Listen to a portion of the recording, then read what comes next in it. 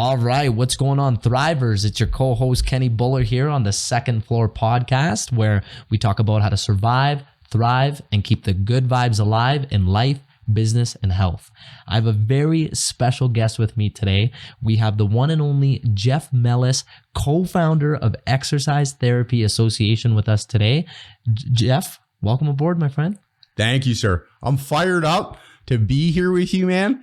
The very first time I met you, the energy you brought into the room, I was like, oh, I like that guy. Immediately, I like that guy. And so I'm fired up to be here having a convo with you, man. Thanks, man. That means a lot. I felt the exact same way about you and Brendan. You guys just bring a different energy, man. You guys match it. And I like that, when you walk into a room and you see someone that just shows up that, genuinely wants to be there. And I really feel like that with you, man, is, it's awesome to hear how you come from, the fitness background. You worked with a Good Life before. You now have taken a lot of your knowledge, with the years you've been with, one of the most successful companies, being a district manager and leading several other fitness managers and clubs and hundreds of trainers under you.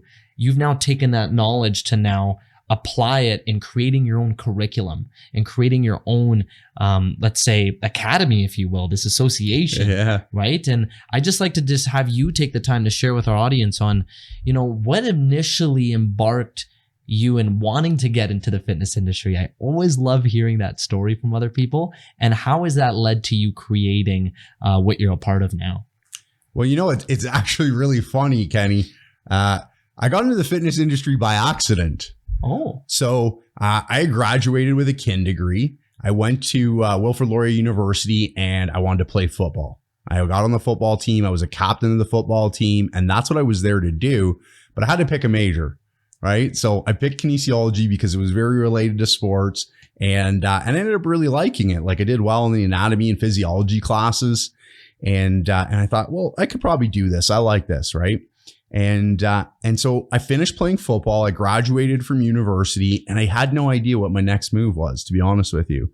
And so I thought maybe I'm going to go back to school, like go to sports medicine or physiotherapy school or different things like that. Brendan, who's the co-founder of Exercise Therapy, we've been friends since grade 9. And so he was working at a gym as a personal trainer because he had graduated ahead of me.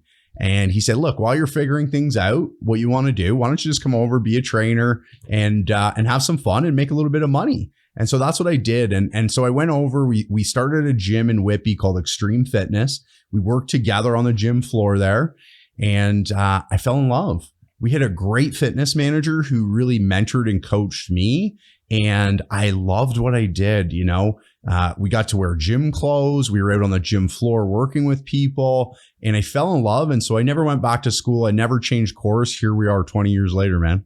Man, that is awesome. Yeah. I think what really sticks out there is the fact that you and Brendan, who's your co-founder and what you're doing with the association now with Exercise Therapy, is you guys were best friends since so young. Yeah. Right. And you don't hear that often when, two people, let alone have known each other for that long, but are in business together and are doing something that, takes an element of separating that friendship to a degree to make sure that, you both are still on top of getting the job done. And I just want to know, like, how, if anyone else sometimes takes too much separation into account of doing that, Jeff, what would be your advice from your experience that you can share on how you and Brendan make that work? Yeah, you're right. It's not necessarily always easy to be friends and also run a business together, right? So we've known each other since grade 9 and we've been friends ever since.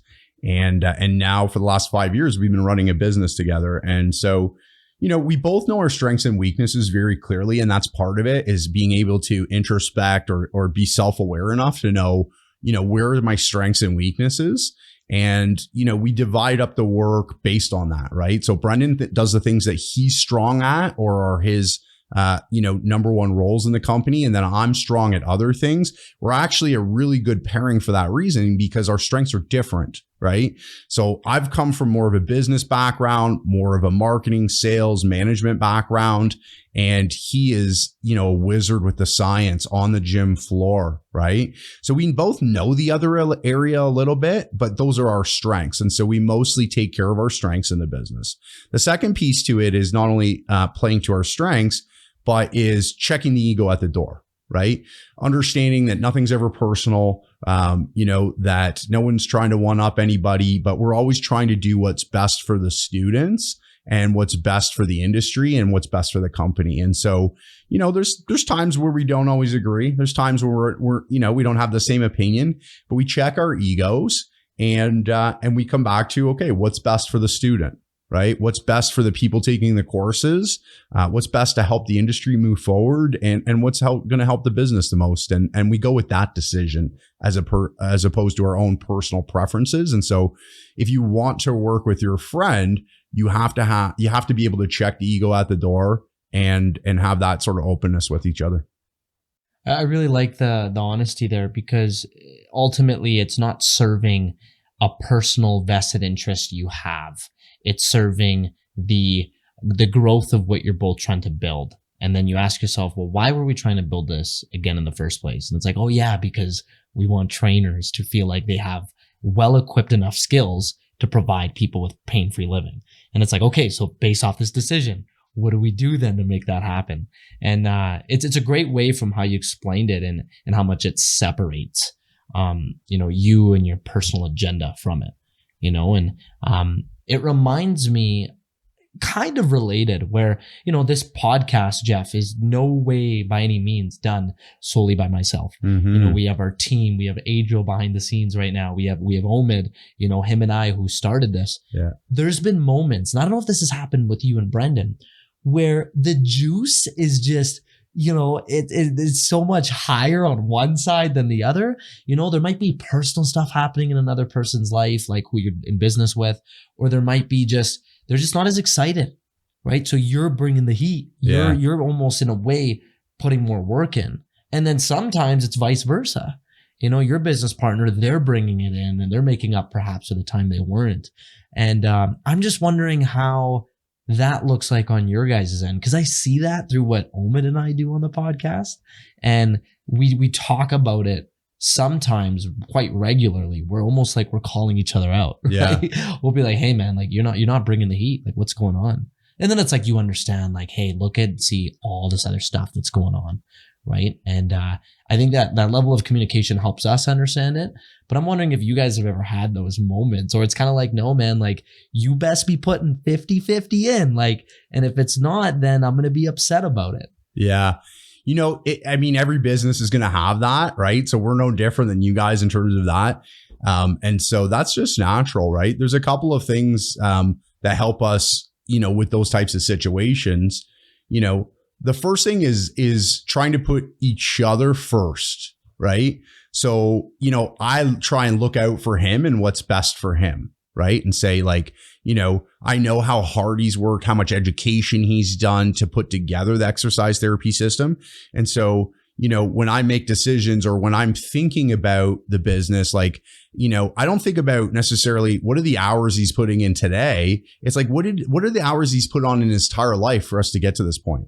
So maybe today I'll put more hours in than he will, but he put in a lot of hours and time for us to get to this point, right? And then he tries to put me first in it to say, okay, I want to make sure that Jeff's taken care of, that his family's okay. And that if he needs to take a time out to take care of his family, he gives me the space to do that, right? Or, to make sure that I'm getting what I need out of this, right? We're always trying to say, okay, how can I put the other person first in this as opposed to myself? And, that sort of mentality of selflessness, of putting the other person first, allows us to sort of understand where the other person's coming from. If their personal life is something needs to be taken care of, do they need a break? Do they need time off? That type of thing. It allows us to navigate that fairly easily, right? Yeah, that speaks volumes, and I've never heard it like that. And I love that you said it, Jeff, about you have to recognize how much time they spent to show up the way they are now with however much limited time it is. Immediately where my head went is like how flawlessly you both are prepared in the day you're presenting material on a course weekend. It's like that just doesn't happen like this. It's not like, oh, we got the chance to have 3 days with 15 trainers. Let's just wing it. And it's like, no, like that took so much time and prep, I'm sure, on maybe like, let's just say on one side more than the other, if you have someone who's delivering a lot of the content. And I love that you said that, because that's, again, years of experience. Yeah. You brought up a great point there, Kenny. Preparation, right? So, it looks like it should be glamorous to be an educator. Like we're the people at the front of the room. People are listening to us talk and whatever. We really love it because we love interacting with the health and fitness pros, right? So for us, it's not an ego thing. You do get educators that want to be up there because that makes them a status, that gives them importance and things like that. That's not for us. We really love to see the students win and making the connections and hearing about their journeys and stuff, because we did the same thing, right? We were personal trainers and we had our journeys, and we really want to help them make it easier, right, to have a career. But what a lot of people don't understand about being an educator is that teaching in front of the classroom, that's less than 10% of the work, right? 90% or more of the work is not fun, right? It's the admin behind the scenes. It's being prepared. It's, taking an early flight. It's taking, time away from your family. There's a lot of work that goes into, putting together the handouts and the binders and, the marketing and the sales and running the business behind the scenes. So more than 90% of the work is unfun work, is not glamorous work. But we do it for the 10% that we love, which is connecting with people like you and being able to share your journey and your experience. And so, that's something that's important. If people want to get into a business or do that kind of thing, they have to understand that 90% of it is not fun. It's not flashy. And what a great example that relates to sports performance. And I'm sure the athlete in you will really resonate and respect this, because correct me if I'm wrong, Jeff, you've coached football teams as well. You didn't just play, you coached it. Yeah. So I played university football, and I also coached rep football, high school football, and a little bit of university football as well too. Yeah. Awesome. And I think you'll appreciate this and perhaps have some experiences that will play to this. Is similarly to running and leading a team in sports, is just like managing a team in the corporate world or in whatever it is that you're doing when you have other people reporting to you. There's just something that came to mind when you shared that element of when you're on stage doing what you love, like when you're out competing, again, that's 10% of your time. 90% of the time, if it looks so flawless, what do your practices look like? What does that time spent look like? And a lot of it is monotonous. It's this act of let's do this move 1,000 times to the point where you're going to be sleeping about it. And I had a moment recently where, again, it felt really good and it all happened automatically, but I had that 90% of time practicing to thank for. And it was my recent debut as a brown belt in jiu-jitsu. Yeah. And usually I'm known, Jeff, as the guy who gets the big double leg takedown and, oh, watch out for Kenny's double leg. So now as a brown belt, partially nerves, partially what's my new strategy? Yeah. I needed to subconsciously tell myself I'm going to change some things up. So there was a point where one of my opponents was riding the edge of the mats. And I knew that I can't take the double leg. I won't score from a sports perspective. So I went for a single. I dragged him back. I took him down. I would have never done that before for the past 3 months if I had not drilled that consecutively, right? And why I share that to relate to what you said earlier is like, if you're not willing to do 90% of that work, then what looks so flawless to begin with what's like the actual, let's just say, final product, it won't come off that way if you're not doing what no one else is seeing. Mm-hmm. And that's why I respect athletes and anyone who's been in that space before, because they know what they're telling their team to drill. And they also know that if they don't know anything, they need to ask you. Because I've been in those situations too, where I would be on the front lines and I'd lose my match and I'd be like, you know what, that day or that time, I should have just asked. Yeah. Because it allows me to be put in an advantageous position.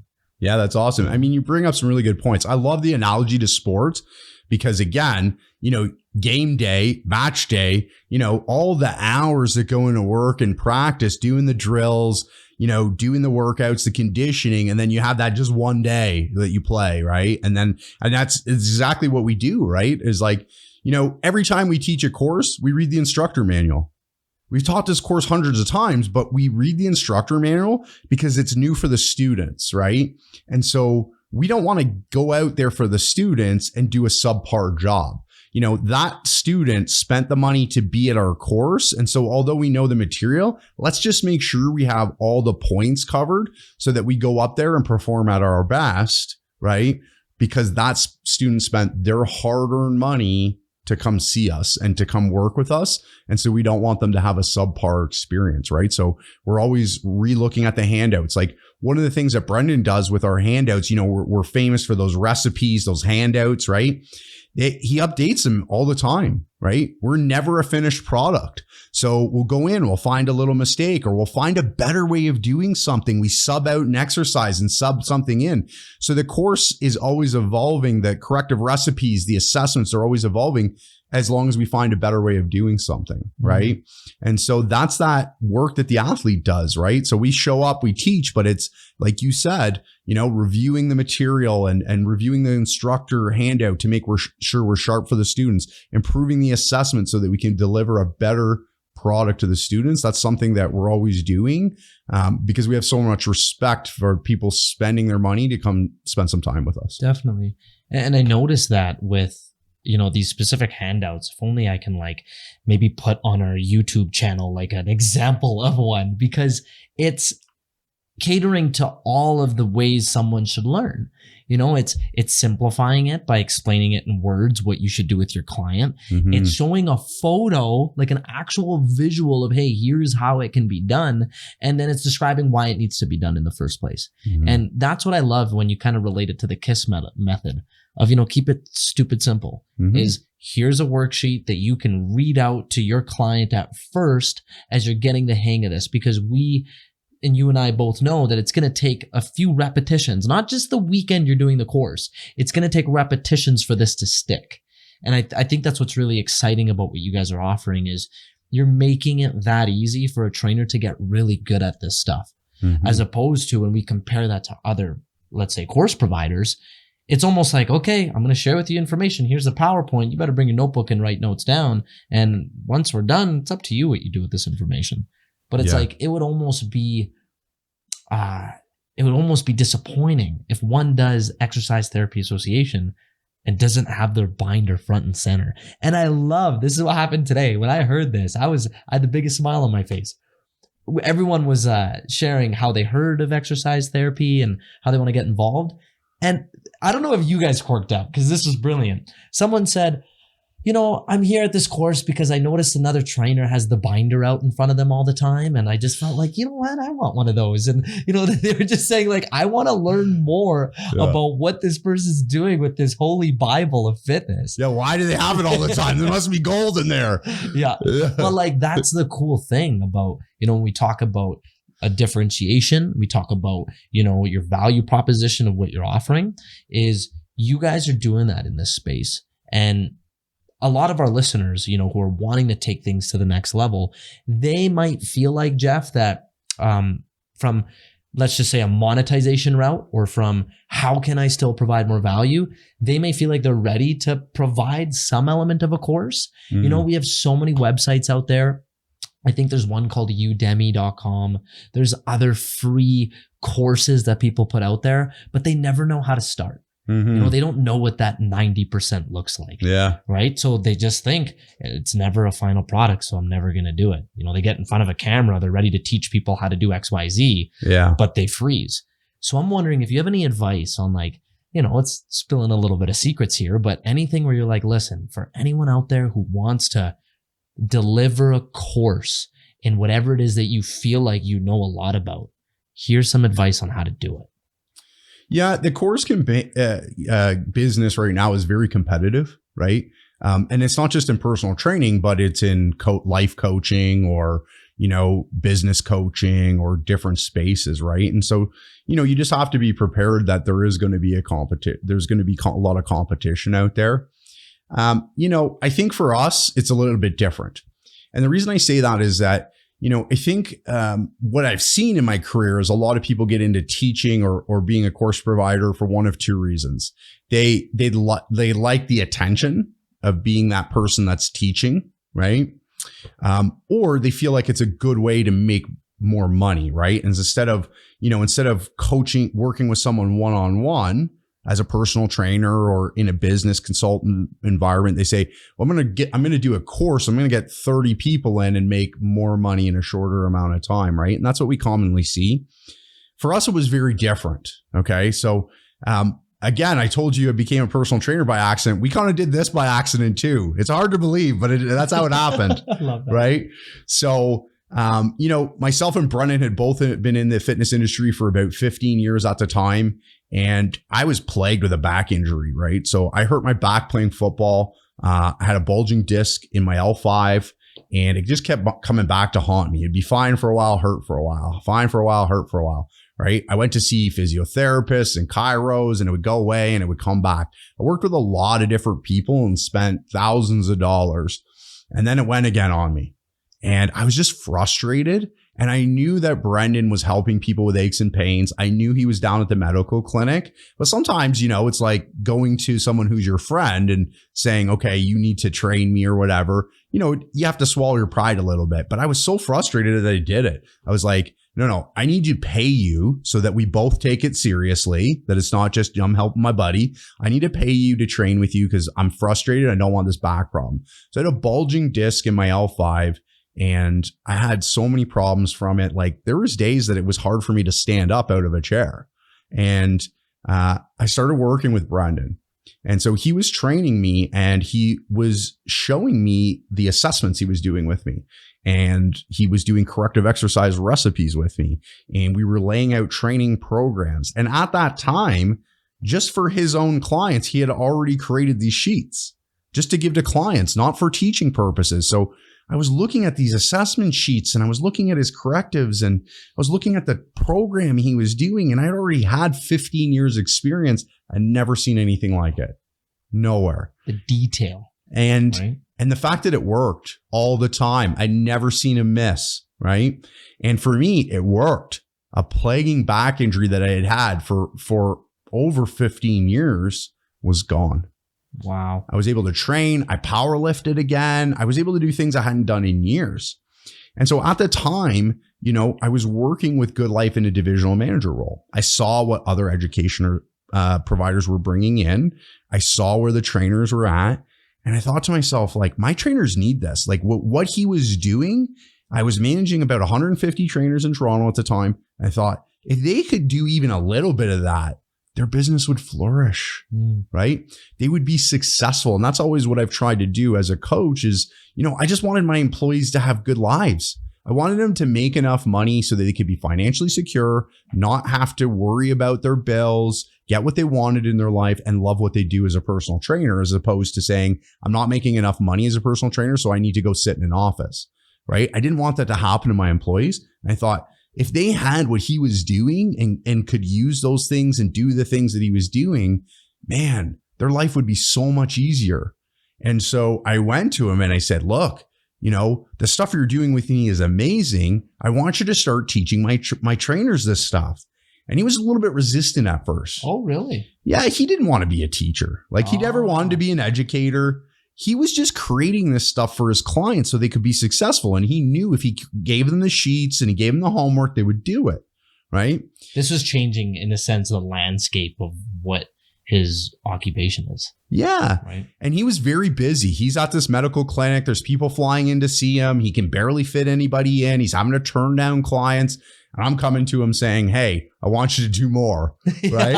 And so he was a little bit. While you're at it, come see my 150 trainers just for a weekend. Yeah, exactly. Exactly. Yeah.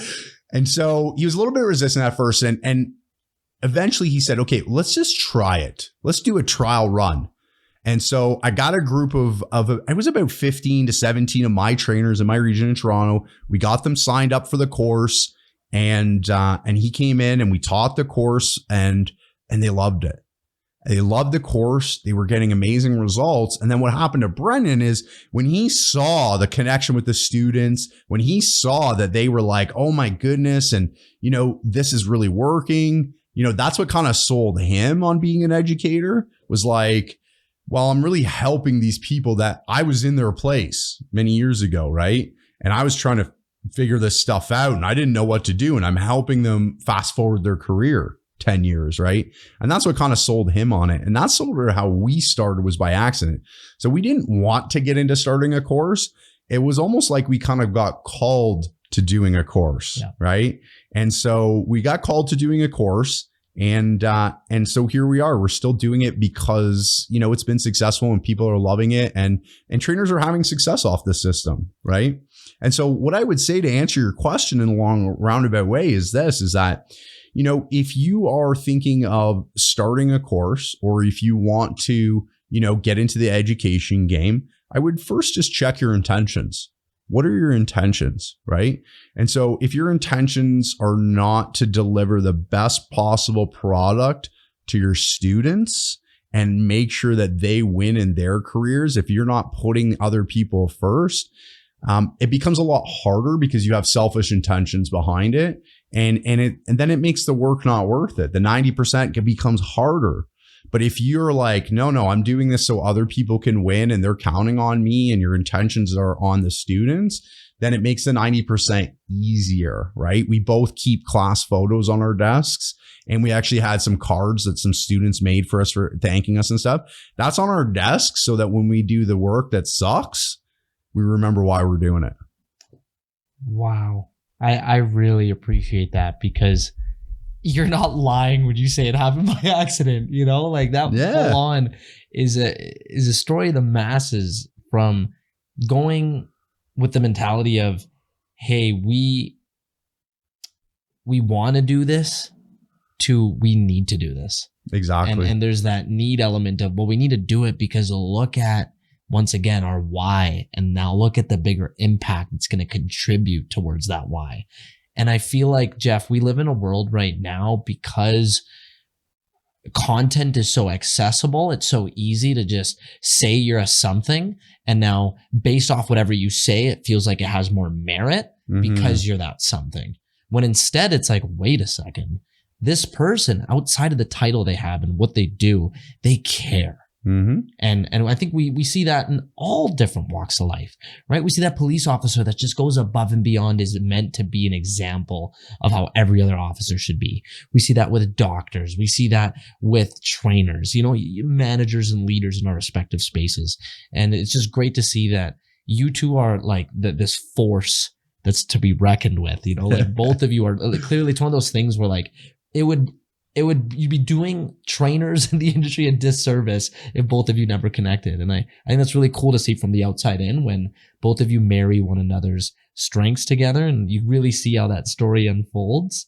This is like the How Exercise Therapy Association was born story, so to speak. And not a lot of people know that story. So, I mean, your listeners, you're getting the inside scoop, because a lot of people see us standing up there and assume we just formed this business. They don't know that we were friends since grade 9, and they don't know how the business came to be. So that's actually a good secret story. Well, and like, what a good example too, when you bring back the ask, right? Like when you had, let's just say, the confidence and the willingness to go to Brendan, your co-founder, and just tell him, like, listen, like, I think we need to do this, and here's why, and here's the pitch, and here's how to go about it. Yeah. Right. And that speaks volumes to your guys' character. Yeah. And so if you're looking at starting a business, right?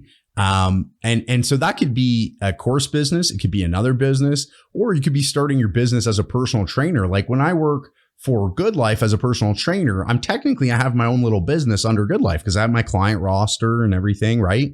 Or I might work at an independent gym or whatever, but everybody's starting their own little business. You have to look at, what are you offering that's unique? Why you, right? And so if you don't have an offering that's unique, or you're not clear on the why you, right, it makes the business that much harder. So for us, Brendan had developed this system in the medical clinic, and nobody else is teaching it. Nobody else is using it because he developed it and it's original, right? And so the why us part of it was, people need to have this. There's missing answers out there in the personal training industry. There's gaps between the silos. We do certain things very well. Certain things are taught a lot. You've probably seen with courses like certain topics are like every course is teaching them, right? Yeah. And we do that well, but there's a lot of gaps between. And so we're here to help fill in those gaps and give the trainers the answers that are confusing them right now. Yes. And that was the why us. So if I'm a personal trainer, right? And this is when I was coaching personal trainers, I taught them the same thing is that, can you clearly articulate to me why I should train with you? And don't be generic and say, well, I'm going to help you with your technique or reach your fitness goals, because any trainer can say that. Why you?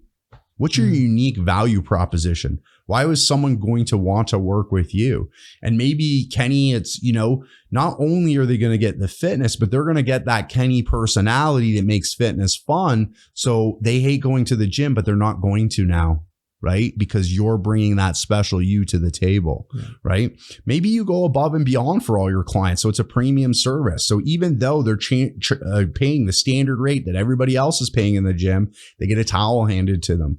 They get their homework emailed to them. They get a text to remind them of their sessions, right? You keep really good files. You go above and beyond. That can be a why you. Right.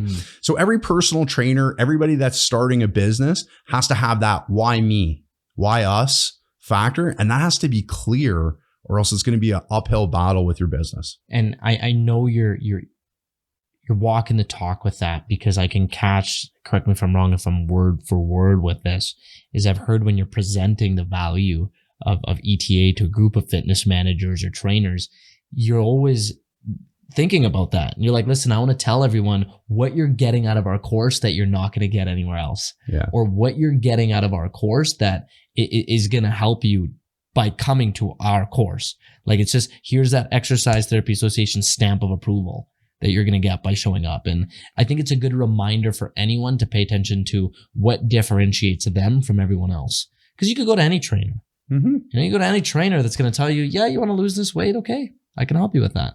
But it's like, well, what is it that is going to make that process exciting by you working with me? Mm-hmm. Right? What is like my life lessons, my story, my personality that I'm bringing to the table? And we talked a little bit about that in our first day of level 2 today. And it was just like, I love the concept of why we ask certain clients their decision of why they decided to renew with us. I didn't get the chance to share it in the class, but it reminded me of one of our clients at our club.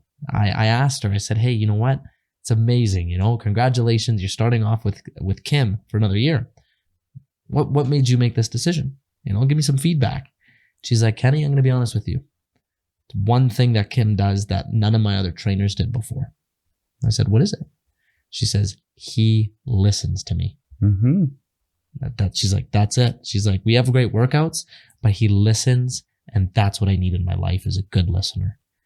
And that right there, whether that's something he's choosing to do intentionally or not, I know that that's a part of who he is. When I see him with his sessions, I'll walk by, I'll purposely wave, and they won't look at me, but I go, great, because he's listening. Like, he's so dialed in, and his clients appreciate the hell out of that. But he's aware of, this is something that I bring to the table. Mm-hmm. And it's not a surprise to him. And I bring that example up because sometimes we need to not only pay attention to what it is that we're servicing, we need to pay attention to how we're servicing it. Mm-hmm. And I always go back to the time where I was a server at a restaurant. And there's that concept of building regulars, right, Jeff? Where they're going to get good food at any restaurant. Right? You're going to have a nice, good chef. You're going to have nice, good meals put in place. But what's going to make that person come back is you. How you made them feel and that experience, quote unquote, that you're giving them. You're 100% right. So this trainer that you just talked about, right? That might be just a strength of theirs, that they're a good listener and they attract that type of client. But what's going to happen is, people around the gym are going to notice. That trainer's dialed in and that they don't look around and that they're really focused in on the clients.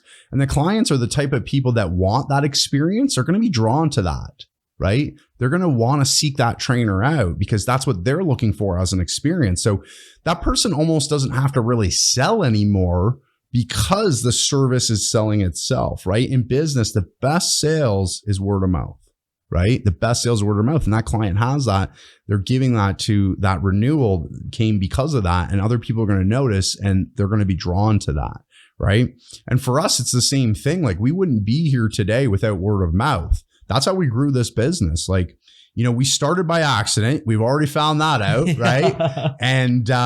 And neither of us are marketing geniuses. Neither of us have been to business school.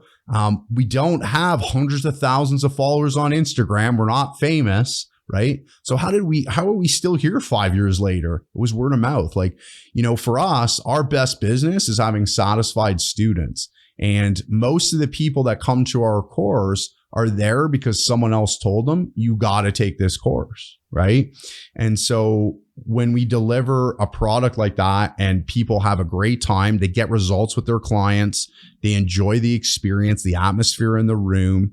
And it actually, when they go back and they use the binder on the floor, like you're talking about, and they see the results with their clients, they just start telling everybody else about it, right? And so just like that trainer, for us, that word of mouth is how we build this business, is by just delivering an exceptional experience to our students. And that grew our business. I'm so glad you brought that up, Jeff, because that's such a reminder for me and hopefully our listeners to pay attention to the value of taking very special care and attention to your existing clientele. Mm-hmm. We live in a world right now in business where we're all guilty of who's next, who's your next client. What are you doing to gain your next client? I'm guilty of saying that to my team too, but it's sometimes a reminder to pay attention to that client care time of, okay, where in my schedule for at least 30 minutes a day am I checking in on progress? You know, like that goes such a long way in any industry. Yeah. Car sales, for example, you know, you sell a car, fake statistic, but 90% of the time you're like, okay, have a nice life. Yeah. Car sold, you take care. But the difference, my car guy, Dunham Taylor from Mercedes-Benz, this guy's a wizard. He calls 3 months later. The guy's got an English accent. He's like, Kenny, how you doing, mate? I want to, you know, he's like, how's the car? You going to drive it over? We grabbing coffee? And like, he's not getting paid for this, but he's taking care of his existing clientele. Yeah. And he's like, Kenny, how's the wheels? Do you need any help with anything? He's like, how's the drive? And I'm like, it's amazing, man. And it's like, it's the things you don't have to do that your clients are going to pay attention to. And then when someone goes, man, I'm looking for a car, and they say that to me, I'm saying, go to Dunham Taylor. Yeah, you know, like go to this guy. Because like you said, that word of mouth, the way your existing clients are those you've taken care of in the past, you check in on them genuinely. That's your marketing strategy. Well, that's a good point. That's hard to fake, right? That level of care is hard to fake. Yeah. You know, you generally do it because you genuinely want to help people and you care, right? And so this guy, he sells cars, but he loves it and he's passionate about it and he wants his customers to be happy. You know, he's not just doing it for the money. He can do a lot of things to make money. He could be an investor. He can sell different cars, whatever. He could sell jets, you know, but he generally loves what he does and he wants his customer to be happy and he can't fake that. And that's why he makes you feel a certain way. And that's why you send him people, right? And it kind of reminds me of, you know, we don't fake it either. We love what we do. We're here for the students and we're here to build connections with them. And so when we come back to a town, you may have taken our course a year ago and we come back to your town, like we have always our former students, they come out to our Saturday night social and they just come to hang out. They're not taking the course. They just come by to say hi. They'll drop by the course and grab coffee with us, or, you know, we'll meet up with them after class. We'll say, hey, we're teaching class on Friday, but we'll come, let's go for dinner or whatever.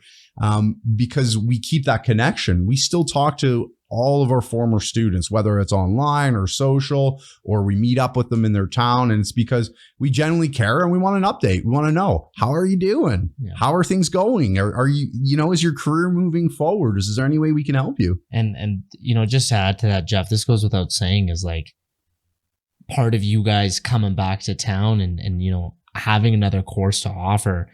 My decision-making process of not only just the content I know I'm going to learn, more than half of it was great. I get to see Jeff and Brendan again.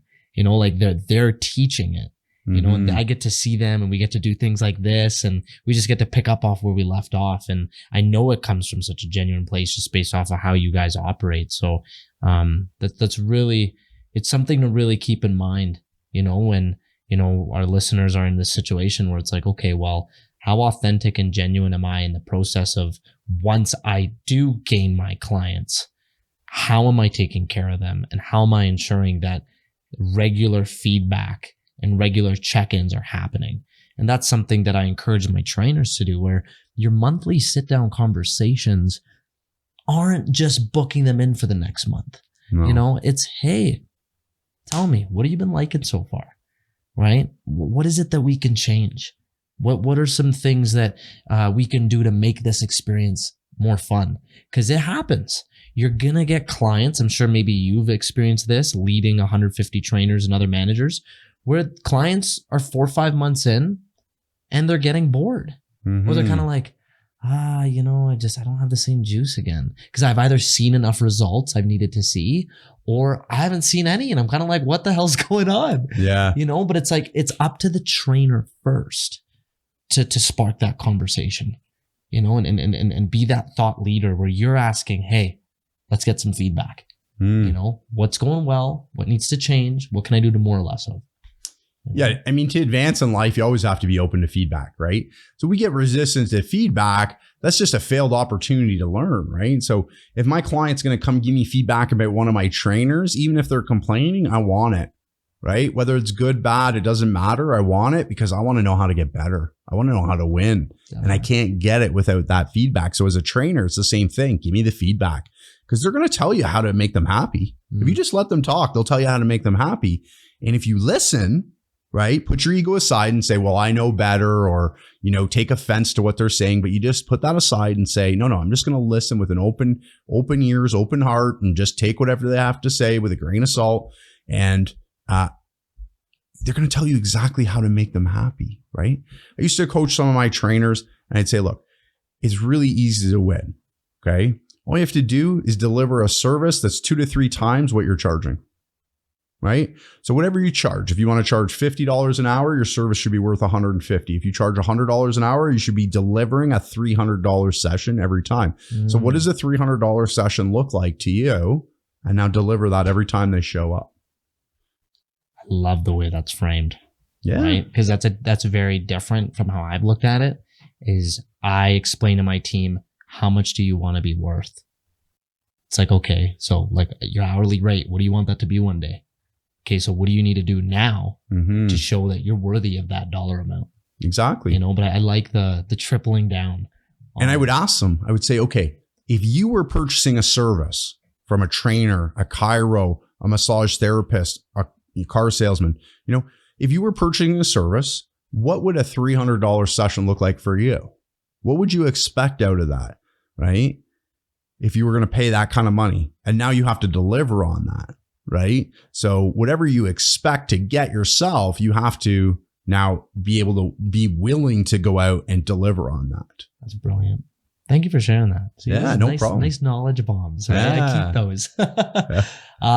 To kind of finalize on any aspect of your experience, Jeff, in leading, a huge territory, 150 trainers with one of the most established gyms in Canada, as a divisional manager, is there any advice you'd like to share to our audience on certain principles of leadership that you really, in a way, still kept and have that has allowed Exercise Therapy Association to be where it's at today based off your experience you've acquired as a divisional leader? I'm really curious to know, especially for myself where, I'm someone where I'm only leading one club with 13 trainers in it. You've done that for how many clubs? Oh, many. So I worked with a lot of different companies, but I managed 10 clubs in Toronto. Yeah. I managed one of the biggest personal training departments in Toronto as a fitness manager. I had over 40 trainers, 3 nutritionists, 3 assistant managers, 4 consultants. And so I've done a lot of different things. That's big, right? And when you do all of that, that takes reps, that takes experience, that takes grit, that takes so much. And I think it's really beautiful to kind of hear transitionally how much that experience has impacted the growth of your association now through exercise therapy. Mm-hmm. I think, some leadership principles that I've tried to embody. I mean, obviously I've still got areas that I want to work on and get better in. But is, always be willing to do the work you're asking other people to do. Right. So, when I was a divisional manager, I would step in and do a consult and let a rookie watch. Right. As a divisional manager, I'd say, let's go. We're doing it. Let me help you with this sales pitch. Let me help you with this floor part. If, you're going to go to courses, I'm going to go to courses, right? Like I didn't have any clients at the time. I had 0 clients. I was not training anyone, but I want to lead from the front. I want to be willing to do what I'm asking them to do. So I just put my money down and go to the courses and learn and to be on cutting edge and on the front so I could, share that experience with them. So, whatever you're asking the people beneath you to do, be willing to step up and do it. Right. And it's simple things, picking up garbage off the gym floor, right? Jumping in where you can. And the second thing is always being open to grow, right? So there's a lot of ways to grow. I'm always taking courses, reading books, developing myself. And not only that, but it's also be, like we just talked about, be willing to accept feedback and say, okay, they're saying that for a reason, right? Like they're not here trying to hurt my feelings. They're giving me feedback for a reason. So I must have done or said something to cause that. And how can I learn and grow from it, right? So I think if you're always willing to do, what you're asking others to do, and you're always willing to reinvent yourself and grow and move forward, I think you're going to do fine as a leader. I think you're going to do fine. And a lot of people are going to buy into you and want to follow you, even if you don't have it all figured out. Because nobody actually has it all figured out, right? And we're all just, figuring it out as we go along, learning the life lessons as we go along, right? And so people will buy into you if you are doing those two things, and they know you don't have it all figured out, but they're gonna buy into you and follow you because you're doing those two things really well. It's beautiful. The biggest thing that's really stood out to me with that is you're still on the ground and you're doing whatever it takes to show everyone on your team that you can still show them skills within their own responsibilities of their job, but you're also taking care of everything down on the ground to the point where you're picking up after things that may be dirty. You're not letting ego or your status get in the way of that, and those are a lot of great points you made, Jeff. I can't say this enough. I extremely appreciate your time and Brendan's time, learning in the course as we speak right now. I also appreciate the time you've taken in your evening. This is 8-hour course that we did today with 16 more hours of learning in the next 2 days, and both you and Brendan taking your free time in the evening to provide more knowledge for us means a lot. And my last question I'd like to share and I'd like to know is where can we see Exercise Therapy Association in the future? Is there a 5-year plan? Is there some things in the works that you'd like to share with our audience that we can look forward to? Yeah, I mean, we're gonna go where life takes us. Like I said, we started by accident, and so we're gonna keep riding that train. Nice. We're open to all opportunities. I really think that the system, I didn't invent it. Brendan created all this stuff. I really am passionate about getting those tools into as many personal trainers' hands as possible.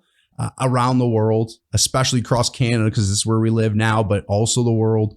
And the reason is because I think that their careers will be so much better if they have them.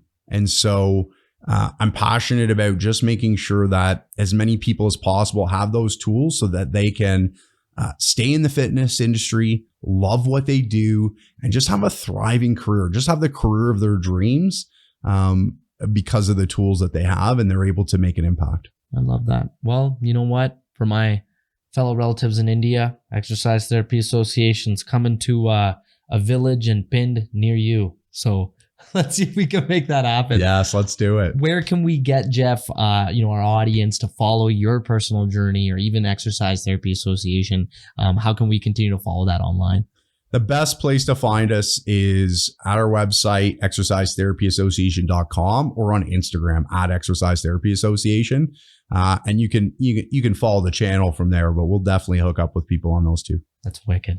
Well, without further ado, this is Jeff and his Brendan, co-founder of Exercise Therapy Association, that came out today. If any one of you resonated with this, or you have a friend in the health and fitness space, or you yourself found any value, please like, share, subscribe to Second Floor Podcast, and let's keep elevating. So once again, thank you so much, Jeff, for coming out. It was awesome. Thanks for doing this, brother. That's awesome, bro. That's a wrap. Here we go.